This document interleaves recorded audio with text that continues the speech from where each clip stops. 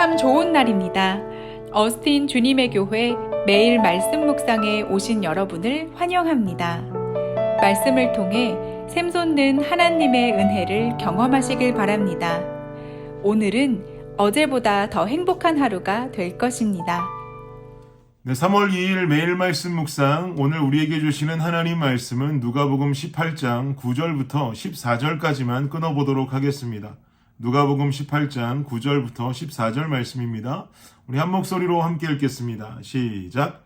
또 자기를 의롭다고 믿고 다른 사람을 멸시하는 자들에게 이 비유로 말씀하시되, 두 사람이 기도하러 성전에 올라가니 하나는 바리새인이요 하나는 세리라. 바리새인은 서서 따로 기도하여 이르되, 하나님이여, 나는 다른 사람들 곧 토색, 불의, 간음을 하는 자들과 같이 아니하고 이 세리와도 같이 아니함을 감사하나이다. 나는 일회에 2번씩 금식하고 또 소득의 11조를 드리나이다 하고, 세리는 멀리 서서 감히 눈을 들어 하늘을 쳐다보지도 못하고 다만 가슴을 치며 이르되, 하나님이여, 불쌍히 여기소서. 나는 죄인이로소이다 하였느니라. 내가 너희에게 이르노니 이에 저 바리새인이 아니고 이 사람이 의롭다 하심을 받고 그의 집으로 내려갔느니라. 무릇 자기를 높이는 자는 낮아지고 자기를 낮추는 자는 높아지리라 하시니라. 아멘. 한국 교회에 교단을 막론하고 존경받는 목회자를 꼽으라고 한다면 한경직 목사님은 그 중에서 빠질 수 없는 아주 중요한 지도자가 될 것입니다. 한경직 목사님이 은퇴 후에 70대 후반의 연세가 되셔서 미국의 한 도시에서 있었던 목회자들을 위한 세미나에 강사로 오신 적이 있습니다. 이 세미나에서 한경직 목사님은 자신의 일화를 고백하셨습니다. 자신은 당회원들이 하도 자신에게 못되게 굴어서 당회를 할 때 울어본 경험이 있다라고 이야기를 시작하셨습니다. 그리고 이어서 말씀하시기를, 자신의 교회의 한 집사님께서 한경직 목사님의 잘못된 점, 한경직 목사님의 죄 36가지를 적어서 교인들에게 돌리고 또 그 종이를 가지고 직접 한경직 목사님을 찾아왔다는 것입니다. 굉장히 충격적인 사건이죠. 이때 한 목사님께서 36가지 자신의 죄가 적힌 그 종이를 자세히 읽어보시고 그 다음에 하신 말씀이 아주 유명한 일화로 남아 있습니다. 한경직 목사님께서 그 종이를 읽으시고 뭐라고 말씀하셨냐면, 집사님, 한경직 목사의 죄가 36가지밖에 안 된단 말입니까? 360가지도 넘습니다. 조사하려면 똑바로 조사해서 다시 가져오십시오 라고 말씀하셨다는 거죠. 참 위트 있게 넘어갔다고 말하기도 경망스러울 정도로 목사님의 이 한마디에는 한 목사님의 인품과 그의 신앙이 담겨져 있음을 알 수 있습니다. 인간에게 있어서 나 자신을 낮추는 일, 나 자신이 겸손한 자의 모습으로 살아가는 일은 참으로 어려운 일입니다. 내가 의롭고 내가 높아져야 하고 내가 대우받아야 하는 것, 이런 욕심을 가지고 살아가는 것이 바로 인간의 본 모습일지도 모르겠습니다. 그러기에 한경직 목사님의 저 한마디는 제 마음속에 귀한 깨달음과 가르침을 주는 말씀이 되었습니다. 여러분, 오늘 본문을 보시기 바랍니다. 9절 말씀 다시 한번 볼까요? 한번 읽겠습니다. 시작. 또 자기를 의롭다고 믿고 다른 사람을 멸시하는 자들에게 이 비유로 말씀하시되 라고 말하죠. 자기를 의롭다고 믿고 다른 사람을 멸시하는 자들에게 비유로 말씀하신다. 이것은 당시 완악한 바리새인들을 향한 예수님의 메시지다라는 것으로 볼 수 있습니다.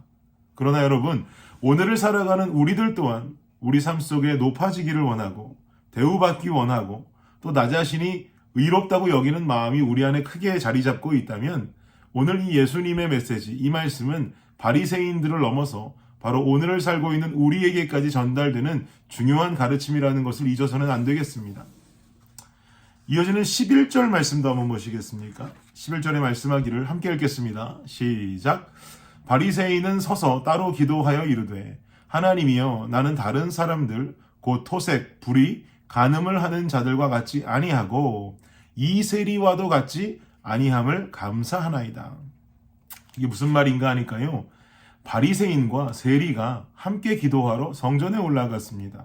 그런데 바리새인이 기도하기를, 하나님, 저는 토색, 불의, 간음하는 삶을 살지 않게 해주셔서 감사합니다.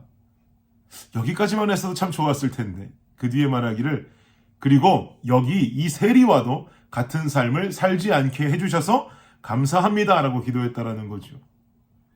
그리고 이어서 12절에 덧붙여 기도하기를 저는 1회에 2번씩 금식하고 그리고 저는 소득의 11조도 드리고 있습니다 라고 당당하게 하나님 앞에 고백했다는 겁니다. 그리고 이어지는 13절에 이런 바리새인의 공격을 당하고 있는 세리의 기도 모습이 묘사됩니다. 13절 보십시오. 함께 읽어볼까요? 시작.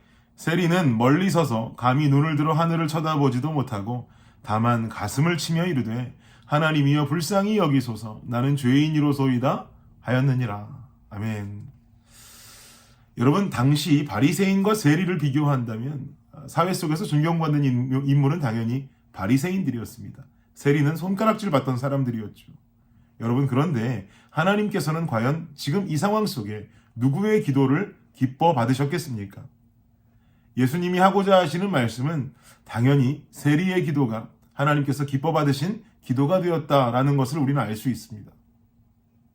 그러면 우리는 세리의 기도 모습을 통해서 하나님께서 원하시는 신앙인의 특징 2가지를 함께 깨달아 보기를 원합니다. 13절 말씀 보니까 세리는 멀리 서서 감히 눈을 들어 하늘을 쳐다보지도 못한다라고 말씀하고 있죠. 이것은 하나님을 경외하는 신앙이다라는 것을 알 수 있습니다. 하나님이라고 하는 전능자의 존재를 인식하기 때문에 죄인된 자신은 눈조차 하늘을 향해 들 수 없는 두려움이 마음속에 있는 것이죠. 사랑하는 여러분, 하나님을 경외한다라고 하는 것, 하나님을 경외하는 삶은 하나님이라는 전능자의 존재를 인식하는 삶인 줄을 믿습니다. 하나님이라는 존재를 인식하지 못하고 살 때가 덜어 있지요? 아니요, 많을지도 모르겠어요. 그래서 믿지 않는 자들과 동일한 삶의 모습으로 우리는 살아가기도 합니다.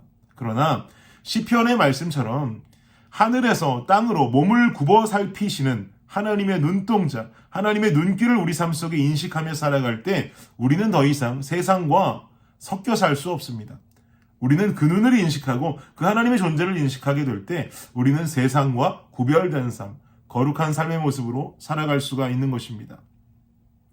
그리고 이어서 13절 하반절에 뭐라고 기록했었냐면요. 가슴을 치며 이르되 하나님이여 불쌍히 여기소서 나는 죄인이로소이다 라고 고백합니다.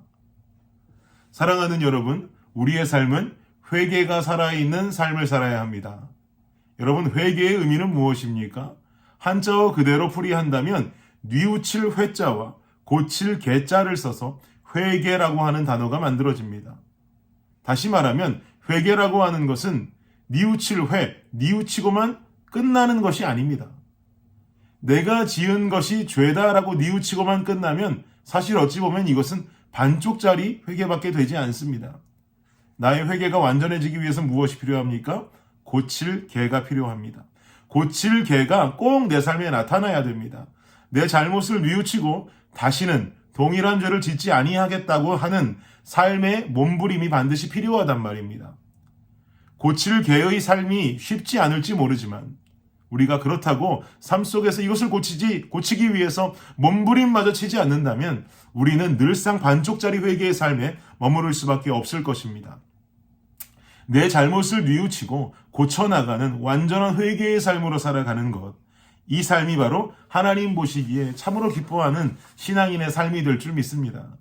사랑하는 성도 여러분, 오늘 하루 시작됩니다.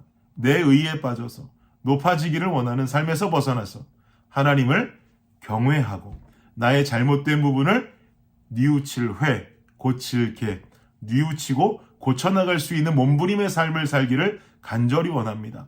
경외함과 회개의 삶이 살아있을 때 그 삶 하나님께서 분명히 기뻐하시는 신앙인의 삶이 될 것입니다. 이 시간 기도하겠습니다.